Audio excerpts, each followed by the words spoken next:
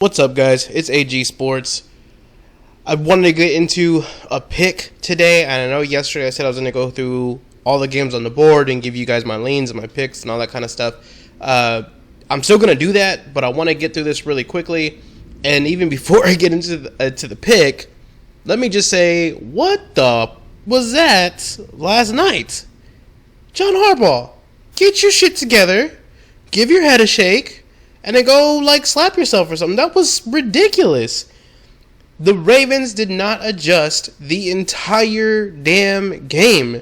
And it was pissing me off, obviously because I had money on them, but secondly because it's just not fun to watch. The Dolphins defense had not shown up all damn year. They finally show up. The Ravens said, that's fine. We're just going to keep doing what we do. It wasn't working. It wasn't working in the beginning. It wasn't working in the first half. It wasn't working at any point in the damn game. So I don't know why you thought that was the good idea or a good idea that you were going to go with. The Dolphins defense was sending blitz after blitz after blitz. And it was almost like every time they came to the line, you just had to assume, 6 people were coming at him. And it was just, like I said, it got hard to watch because I'm sitting there. I'm trying to stay awake, first of all. This damn time change has still gotten me a little off. But you're watching the game, and every time Lamar Jackson comes under center, you look at the defensive line, and there's 7 dudes right there. And they're basically telling you and screaming at you hey, look, at least one of us is going to come and probably 2 of us.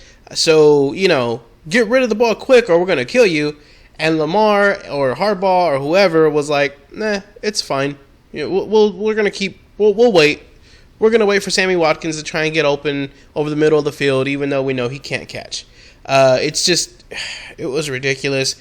Like I said, yeah, it's infuriating because you put money on it, but at a certain point, even if you don't bet on it, this is the kind of game that you would just turn off. It's not fun to watch. The Dolphins win. It's an upset. Okay, good for the Dolphins. I don't think it's repeatable. I would hope that other teams watch that film and say, okay, we know they can bring a blitz now. Let's not do what the Ravens did. Let's adjust, or let's maybe game plan for a blitz that should or could be coming at some point. Anyways, that's enough of that game. I'm tired of even thinking about it. Let's get into the one I have a pick on. And this is the Chiefs-Raiders. So the Chiefs-Raiders, it's going to be the Sunday night game. And I think immediately people, as far as general public, like to bet the Chiefs.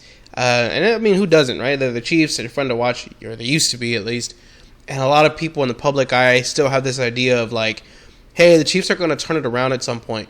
And every podcast I listen to, whether it's fantasy, gambling, whatever, they all say the same thing. They're all no, that's wrong. The Chiefs haven't shown us anything. The Raiders are going to beat them, blah, blah, blah. And to me, that's a huge red flag when everybody is on the public dog. Everybody's trying to bet the Raiders. Everybody is telling you, the Raiders are the right side. The Chiefs are overrated and blah, blah, blah. So I don't really want to bet the Raiders for the full side either. But there is a good angle here.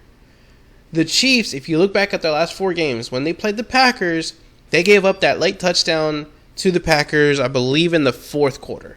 And at that point, it was, Packers were trying to pull out every trick that they had. Jordan Love was trying to, finally get comfortable in the game at the 4th quarter. And they get a late touchdown, and it ends up really not doing anything for anybody other than they covered the spread. The game before that, when they played the Giants came out, put 10 points up in the first half, and then almost got shut out in the second half, except for a late touchdown again, I believe, in the 4th quarter, where at that point the game was already 20-10, and the Giants, they marched down the field, get this late touchdown to make it look closer on the scoreboard, but again, didn't really have an impact on the final result as far as the Chiefs winning. The game before that, the Titans put up 27 points in the first half of the game. They just ran all over the Chiefs in the first game. And I don't know if you remember that. That's the game that Derrick Henry threw a touchdown. They were just doing whatever the hell they wanted to in the Chiefs. In the second half, though, they got shut out. And I know when you look at the score, it's very easy to be oh, well, they probably just didn't give a shit. They probably took their foot off the gas, whatever. And I'm not going to say that didn't happen, but I have yet to see a team that plays the Chiefs just say, oh, it's fine, we're not going to try to score anymore. They're still the Chiefs. Like, you still have to respect at least what you have seen them do in the past, where they can put up, 20, 24 points in a quarter. So I don't totally buy that. Maybe in the fourth quarter, especially like in, second half of the fourth quarter, yeah, they're probably just trying to milk out the clock at that point. But that third quarter, for the Titans to go from scoring, 13 and 14 to scoring 0, the Chiefs defense and the coaching staff there is making the adjustments at halftime to at least keep them in the game, at least give them a chance to come back or hold the lead if they have it. The Chiefs' second half adjustments defensively have been amazing. And I was going to go one more game before that, which was the Washington game. Washington was actually winning at halftime. It was 13-10. The Chiefs then shut them out the entire second half. They stopped everything altogether, and they just started pouring it on offensively, and obviously they went on to get the win at 31-13. But again, all of these games just show us that the Chiefs are making the proper adjustments defensively, at least, to stop the opponent, to either really, really slow down their offense or just outright shut them out. Now, keep in mind that all of these teams have not, aside from the Titans, have not really been big juggernaut offenses. They played the Packers with Jordan Love and Devontae Adams, who may or may not have been still suffering from some COVID side effects. Then they also played the Giants with Daniel Jones, and that game with the Giants, if you remember correctly, almost all of their receivers either were already hurt coming into the game or got hurt in the game. And I think at one point they were even down like Kadarius Toney, and I don't know who the hell they were using. That game ended up being like really hard for the Giants to get through just because of injuries. So those are the two teams that they played most recently. The Titans, as you can see, Titans whipped their ass, but the Titans also did all of their work in the first half. The Washington game, again, same thing. They did their work in the first half, but if you look at the components on that team, the Chiefs played, obviously, Tyler Heineke. They played a banged-up Antonio Gibson, and Terry McLaurin, I believe, had an ankle injury throughout this game. It wasn't like in the game. He had come into the game with an ankle injury. So they've been playing some lesser offenses that are already banged up. Now they're going to go to the Raiders to play probably the most competent quarterback they've played in these last 4 games. On top of that, they also are going to play a tight end that is going to give them some issues. They did struggle a little bit with the Giants, even though they didn't have any receivers, just because they couldn't really stop the tight end in this game. The Packers, they got lucky in that game because Robert Tonyan was not playing. They're going to be playing against Darren Waller, who is going to present an issue for the Chiefs' defense. Aside from that, obviously the receivers on the Raiders kind of took a step back now that they don't have Henry Ruggs. But they did get Deshaun Jackson. Now, who knows how much he's going to be involved or how much he's going to really make an impact. But the point I'm trying to make here is that the Raiders are the best offensive team that this Chiefs team has played since the Titans. And the Raiders have been built to beat this Chiefs team. Now, it is a divisional game. It's very, very possible that Andy Reid finally puts something together. He knows how to attack this Raiders team. He knows more or less what to expect from the players on that Raiders team. Probably a little bit different because Gruden's not there. But he sort of knows at least what their players can do. This is a team that he should have been watching very closely. Again, because it's a divisional rivalry. For all of those reasons, again, I don't want to touch the full game. There's just, especially with only 3 points or 2.5 points, depending on which book you're looking at, it's just too hard to make a definitive call and say, yes, I believe the Raiders are going to outright beat the Chiefs, or it's going to be super, super close within 2 points. Again, it's not a bad bet, and I'm not saying that you shouldn't do that, and I'm totally, red alerting it. It's fine. If you want that bet, get it. If you feel comfortable with it, that's fine. I personally believe that the higher plus EV move in this game is the Raiders' first half. Now, the Raiders' first half currently sits at plus 0.5 point. again, that is sort of, it helps because there is a possibility of a tie in the first half. Teams are not doing everything in their power to avoid the tie at the end of the first half the way that they would be at the end of the game. So there is some juice to that plus, half a point, but you may be better off just taking the money line with the Raiders. It's probably going to be like plus 105, plus 110. It's going to be some sort of plus money, I'm sure. And again, if it does end up being a tie, you still get that push. So while the plus half a point may sound at least somewhat enticing, I'm personally going to be waiting for the money line. If it's plus 110, I'm definitely taking it. If it's plus 105, I'm going to wait as long as I can to see where the line moves. Because if we can get the Raiders to plus 1 at minus 108 versus the Raiders money line at like a plus 105, I'll just take the 1 point just in case. But again, I'm really, really liking this Raiders first half. So that's the last pick for this week. But like I said, I want to go over the rest of the card and just kind of let you know where I'm at and where my leans are on the rest of the games here. So some of these we already have our picks in, but the Colts minus 10, that is my pick in this one. That's what I feel most strongly about on this one. Again, I don't think the Jaguars are going to be able to repeat the pressure that they applied last week to this Colts team. The Jaguars showed up really strongly against that Bills offensive line, but again, keep in mind the Bills offensive line was missing their right guard, their right tackle, and their tight end. The Colts are not in that same situation. The Colts should not give up that kind of pressure, and they're built differently than the Bills. It's going to present more issues for the Jaguars, and while the 10 points is a lot and does provide a backdoor opportunity, I just don't think the Jaguars are offensively talented and skilled enough to put up the points necessary to cover. Again, I also like the Colts first half in this one at the minus 6, just to prevent any backdoor issues. The Browns-Patriots, like I said in the past video, I'm not getting involved in this one as far as putting actual money on it. But if I had to take a side here, I would take the Patriots minus 2.5. I do think Nick Chubb presents some issues since he's not going to be in this game. I do think that Bill Belichick is going to make the Browns rely on Baker Mayfield, and I do think that the Browns kind of had their bounce back spot last week after Odell Beckham left, but those are typically pretty fleeting, up moments. So I don't see another huge blowout from them. Falcons Cowboys. If I had to pick this game against the spread, I am taking the Falcons. I do not believe the Cowboys should be laying almost double digits against really most teams, but especially against this Falcons team. The Cowboys defense is not good. It's okay, and they are very let's call them home run hitters. They can hit those interceptions, they can get a pick six, but they can also give up 30 plus points. Same thing with the Falcons. Really, the Falcons defense is not that great. The Falcons run game is not that great. They really they're missing Calvin Ridley. They really have not had a lot of success other than Cordell Patterson, but against this Cowboys defense, I think they put up enough points to at least keep it close and probably keep it to a one possession game. And I would be taking the Falcons plus the 9.5.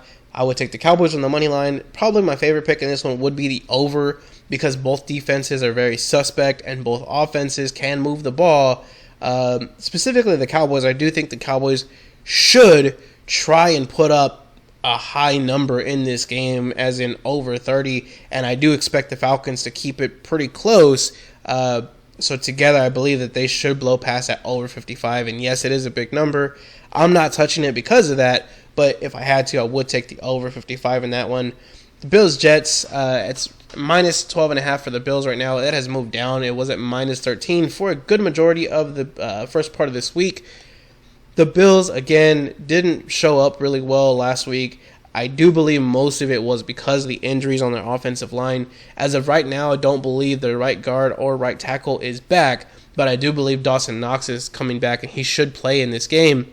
Now, Dawson Knox, while he's not, a lineman, obviously, he does present a lot of opportunity for this Bills team. It gives Josh Allen a quick, easy safety valve, a little safety blanket there where he can get the ball out quickly even though the blitz is coming. I do expect the Jets to blitz the hell out of the Bills, especially after watching what happened last weekend.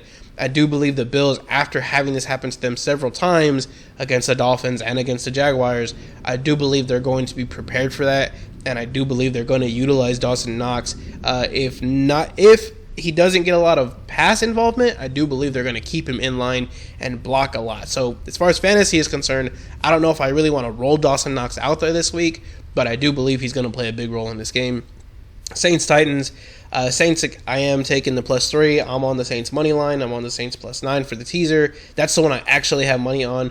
Again, I also like the Saints with the first half under. First half under, again, was at 21.5 yesterday. I'm just kind of curious to see if that line has moved at all. Nope, still at 21.5. Again, I went over this yesterday, but the Titans' offense just does not look great without Derrick Henry. They still insist on running the ball, and they keep trying to play this game like they have Derrick Henry. It's a lot easier to have that game plan and that philosophy when you have one of, if not the best running back in the NFL, when he's no longer on your team and you are having to play with a bunch of scrubs or just kind of average guys at best. You need to change your game plan, and I didn't see that from them last week, and I do believe they're going to get suckered in by thinking, hey, look, we won last week playing this way. Let's just go ahead and do it again. I don't believe they're going to produce those same turnovers, those same short fields, especially against a conservative Saints team. And the Saints, if they roll out Taysom Hill as their starter, or if they just roll him out more consistently, if he gets more than the 3 plays he saw last week, it does provide a lot of variance for that Saints team that the Titans really can't adjust to or can't game plan for until they see it. Lastly, I do know Alvin Kamara is suffering from that knee sprain. I'm not sure if he is going to be able to play this game or not. I believe he is, but even if he's not, I think Mark Ingram is sufficient enough to at least keep that ground game respectable. Obviously, he's not going to get the same numbers that Kamara would have, but he's good enough to keep the chains moving, and I do believe they probably utilize more of their receivers and Adam Troutman than Mark Ingram if Kamara is out. Buccaneers, Washington. In this one, I'm not looking at it too hard. I would lay the Buccaneers -10 in this game. Washington just has not been able to do anything. They're both coming off a bye week, so there's not really an advantage there. Antonio Gibson is still, I don't believe his leg is healed. I don't believe he's going to be effective the rest of this year. Washington just does not have a lot of receiving threats other than Terry McLaurin. And if they try to run this ball, or even if they try to pass it with somebody like J.D. McKissick, the Buccaneers defense is going to just stop that run game in its tracks. And if Ron Rivera doesn't adjust, which I don't believe he will, because he's been this kind of coach for as long as we've known him, he's gonna fall behind, and he's gonna try to catch up late, and he doesn't have the horses to do it. He doesn't, even with Ryan Fitzpatrick back there, I don't think they'd have much more success, but especially not with Tyler Heineke. I don't think they're going to have any real chance at this game. The Buccaneers should be going there and blowing them out by the third quarter. Lions, Steelers. I actually think the Lions plus the 8.5, if you're going to have a side in this one, would be the side.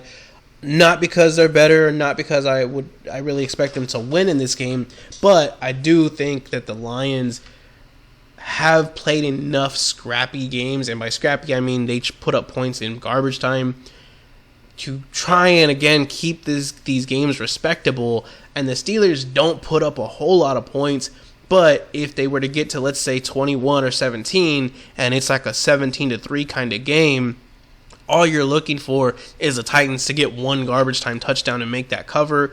Now, it also is very possible that they do come out and actually play a little bit better than we're expecting, because they have just come off their bye week. I think they're probably tired of hearing their coach and the media and everybody else tell them how much they suck and having to sit on that for a week. So I do think they come out and give us a pretty good effort. Losing teams coming off a bye week are actually pretty good against the spread. So again, with all of that, I would take the Lions here. I wouldn't be too surprised if they make this game pretty interesting, especially with Chase Claypool being out and Juju Smith-Schuster being out. Deontay Johnson should get a lot of looks, and so should Najee Harris, but I don't think the Steelers have a lot of weapons there to make this a high-scoring game, and they really haven't all year. Next is the Vikings Chargers. I'm taking the Vikings +3 here. Again, this is not something I've actually put any money on, but if I were, I would be putting the Vikings +3. The Vikings have the game type that gives the Chargers fits. They have a Dalvin Cook. They have a Justin Jefferson. The Chargers are playing with their backup corners. Now, I will say that the Chargers have actually looked decent, even though they've been, losing guys to injury. Their defense has remained at least okay. The biggest issue with the Chargers is stopping the run game, and it seems like they either can't or refuse to try to stop the run game, and the Vikings love running the ball. Mike Zimmer wants to run the ball. Mike Zimmer has fired offensive coordinators for not running enough. So when I tell you that the Vikings are going to run the ball, and they're going to keep running the ball, and they're going to stay running the ball, please believe me that that's exactly what they're going to do. They're going to try and beat the shit out of the Chargers on the ground game. The Chargers either won't adjust or can't adjust, and it's probably going to be a higher scoring game. I really don't know, and I don't want to take the over, because anytime you're trusting a run game to get you over 50 points, you're really expecting a lot of explosive plays. Now, we saw that when the Browns played the Chargers, but that's honestly kind of the anomaly. When you're looking at run games, the run games are usually very slow, very consistent, time eaters, and it takes like 4, 5, 6 minutes to get even in the red zone, if not score. So if they're trying to run this ball, I could see this being a lower scoring game. I could see this being like a 24-17 game, but I don't think the Chargers are going to be able to contend with this Vikings team only because of the style of play. Now, could the Chargers win and kind of prove me wrong here? Yeah, they could. They have enough talent on the offensive side of the ball to, answer some of these scores and to come back on them. But if you're going to give me the hook or you're going to give me the field goal, just give me the Vikings on the +3, and I'll take that all day, every day. Panthers or Cardinals, this is one of the games we had on the pick. I had it the under 44.5. It's continued to tick down. It actually started at 45. The under is at 43.5 right now. The Cardinals and the Panthers are both really, really talented defenses. The Cardinals, I believe, are ranked 2nd. The Panthers are ranked 7th. Even though they haven't shown a lot of it recently, or at least, they haven't looked great last couple of weeks, their defense continues to play really well. Now, Sam Darnold is out this game. P.J. Walker is supposed to be the starter. On the Cardinals side of the ball, it looks like Kyler Murray is going to give it a shot to try and play, but I don't think he makes it, guys. Again, I have mentioned this before, but if you are not following some of these doctors that are on YouTube, give them a watch. And I apologize, I don't know any of their names off the top of my head, but just put in like injury status, something like that on YouTube, and they'll come up. And everyone that I have heard talk about Kyler Murray talks about this like inner ankle injury, and they all seem to think it's very significant, and that if he can play through it, he's not going to be the same old Kyler that we know. He's not going to be as effective as he was. And to be honest with you, I think most of them are in kind of unison saying, we don't expect him to play again. At least we don't expect him to play this week, and probably not for a few weeks. So especially if you have him in fantasy, you may be looking to try and trade him right now, because if you wait until after he plays and everybody sees this guy stink it up on the field, he's not going to be worth anything. Again, if he plays, I don't think he's going to be effective. If he does not play, Colt McCoy showed us last week that he wants to dink and dunk all the way down the field. They don't have Chase Edmonds. And while James Conner did have a great showing last week, that's much harder to replicate against the Panthers and their stingy running defense. It's going to be a tough game offensively for both of these teams. Now, is there a possibility that there is some turnovers, there's a pick six, there's something there that gives one side or the other a short field to score on? Yes, there is, but there is also the possibility that there's a short field, several short fields that consistently end up in field goals. And we're going to take field goals, not touchdowns, all day. And at the end of the day, we should be able to keep this under the 44.5. Now, the 10.5, as far as the spread, I would be taking the Panthers in this one. Again, I don't think their offense is that great, especially with P.J. Walker. I don't think he's going to be able to put up a lot of points. But realistically, they probably only need to put up like 10 to cover the spread. If the Cardinals roll Colt McCoy out there, I do not see a way that they are breaking 20, 21 points in this kind of game. There's probably more of like a 17-point game. Even last week, again, they got 2 or 3 even, like really fluky plays and calls and things that went their way that gave them 17 points, and they only drove the field twice to score. I think that's something that is probably more the norm for this Cardinals team under Colt McCoy. And so you're probably looking at like a 17 to 20, maybe 21 point game from the Cardinals, whereas the Panthers should put up like 10 to 14 points. That's what my algorithm has. That's what my eyeballs tell me. And that's also what my coaching report card has. So I think that's probably going to be pretty indicative of your score, but it also does lead us to taking the Panthers plus 10.5. Broncos and the Eagles, I'm taking the Broncos and minus the 2.5. Broncos, this is the game that was built for them. The Eagles want to give them the short underneath stuff. The Broncos are more than willing to take it. Teddy Bridgewater has never met a short dump-off pass he does not love. He's going to take those little short passes all day, every day. He's going to keep doing it. Now, I do actually like the over in this game, and it might sound a little redundant because both these teams are not known for their huge offensive outputs, but both of the defenses also are not really well suited to stop the other. The Eagles did not force any punts in their last game, and I don't think they're going to force many in this game. The Broncos defense had a great showing last week against the Cowboys, but the style of play from the Eagles is much different than the Cowboys. They're going to attack different spots on the field, and I do believe last week was a little bit of a kind of a prop up for the Broncos. Then after they lost Von Miller, they kind of all, rallied the troops, and they were going to have a great showing, and Vic Fangio, game planned differently, and everybody had a great day.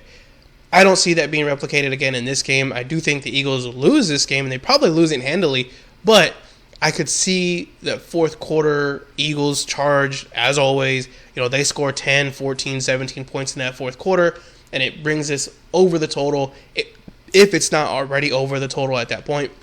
Chiefs, Raiders, we already talked about this one earlier, but again, if I had to, I'd probably take the Raiders and buy it up to the 3 for the full game, so I would take Raiders plus 3, but also I really love that first half with the Raiders. Rams, 49ers, this is a game that we already picked. The Rams minus 3 is the pick here. It is a divisional game. The Rams did not look good against the Titans.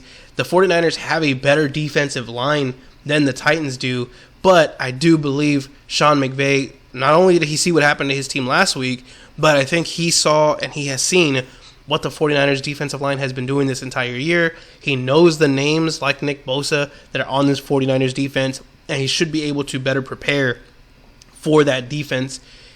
I don't think he was prepared for the Titans. He was not expecting them to get so much pressure on his quarterback. Matt Stafford is playing a little banged up. He does have, I think, a sprained ankle, and he's going through some back issues, but it seems like he's going to play. And if you've seen Matt Stafford play previously, like with the Lions, these are things that he's played through before. The guy played through like a damn dislocated shoulder. He's going to be as tough as they come. He's going to play. And he's not one of these guys that goes out there and plays and sucks on hurt, body parts. He's going to be effective. Now, he may not have as many deep bombs as we would like, but in this game, that's not really going to be their path to success anyways. He's going to need to play short, intermediate routes, slant routes, out routes, dump offs to get this 49ers defensive line moving sideways, have them going left and right that first half, tire them out, and then come in and beat them with the run game. Darrell Henderson should have a good game. The 49ers have not been able to stop the run most of this year. They're great at getting after the quarterback. For whatever reason, they forget that there's a running back that has the ball and is probably already 20 yards down the field. That's just the way they play. I do expect the Rams to win this game. And honestly, I would not be shocked if they come out and they just put an ass whipping and curb stomp the 49ers because they're probably mad about last week. So that's all the games on the card, guys. I'm sorry about the game last night. That pissed me off too. Damn Ravens couldn't pull out the win for us. But other than that, let's keep moving forward. Let's try and get some wins on the board. You guys have a great day. Thank you for tuning in again. Thank you for paying attention this whole week. Hopefully some of you will follow me with these picks. Thanks again. Have a great weekend and good luck.